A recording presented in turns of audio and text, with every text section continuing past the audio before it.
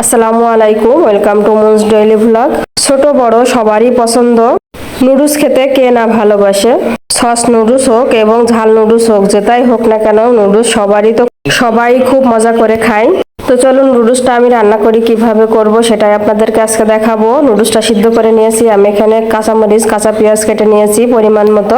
আমি কিন্তু এখানে বেশি মশলা ব্যবহার করিনি।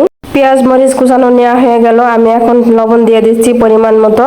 দিয়ে দিচ্ছি চাট মশলা। চাট মশলা বলতে নুডলসের ভিতরে যে মশলাটা থাকে সেই মশলাটা দিয়ে ভালো করে পেঁয়াজ আর কাঁচামরিচটা মাখায় নিচ্ছি। তারপর দিয়ে দিলাম নুডলসটা একটু ভালো করে পেঁয়াজ আর মরিচের সাথে ভালো করে মাখায় নিতে হবে। মাখানো আমার হয়ে গেছে, এখন দিয়ে দিচ্ছি ডিম না হলে তো নুডলসের কথা চিন্তাই করা যায় না। ডিমটা দিয়ে খুবই ভালো করে মাখায় নিচ্ছি, ঘ্রাণটাই আসছে অন্যরকম।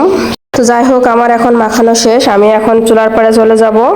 কড়াইটা বসাই দিয়েছি, এখন তেল ঢেলে দিচ্ছি। তেলটা দেওয়ার পরে আমি গরম হয়েছে কেমন সেটাও দেখে নিচ্ছি। এরপর ছেড়ে দিচ্ছি একে একে নুডলসের পাকোড়াগুলা। তেলের উপর ছাড়ছে অল্প একটু, কিন্তু অনেক দূর ছিটায় যাচ্ছে, খুবই ভালো হচ্ছে জিনিসটা। এটা কিন্তু একেবারে ছড়ায়ও যাবে না, কতটা সুন্দর হচ্ছে দেখুন আপনারাই। বাহ, কি দারুণ সোনালি রং আর ঝুরঝুরে ক্রিসমি হয়েছে জিনিসটা। এবার আমার ভাজাটা হয়ে গেছে, আমি একে একে এগুলা তুলে নেব। দেখুন কতটা সুন্দর হয়েছে, খেতে এতটাই টেস্টি, একবার মুখে নিলে মন ভরে যাবে আর হাত থামানোই যাবে না।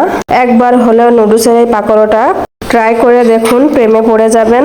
ভালো লাগলে একটা লাইক আর কমেন্ট দিয়ে জানিয়ে যাবেন, আর শেয়ার করতে ভুলবেন না। কিন্তু নতুন নতুন রেসিপি পেতে ফলোতে রাখুন। আল্লাহ হাফেজ।